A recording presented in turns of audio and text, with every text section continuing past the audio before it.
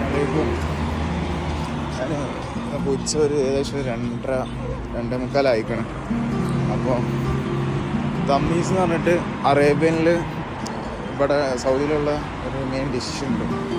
പാകിസ്ഥാനിലുള്ള സാധനം, അതായത് അറബിക് റൊട്ടിയാണ്. ഉച്ചക്ക് നല്ല മട്ടയും ബീഫെല്ലാം ഉണ്ട്. മട്ടൻ്റെ അരിയായിട്ട് എനിക്ക് വലിയ താല്പര്യമില്ല ചോറ് കഴിക്കാൻ. അപ്പം ഇന്ന് തമ്മീസ് വാങ്ങിയിട്ട് അതുകൊണ്ട് കഴിക്കാമെന്നായിരുന്നു. ഇപ്പം അത് വാങ്ങാൻ വേണ്ടി ഷോപ്പിലേക്ക് പോവാം.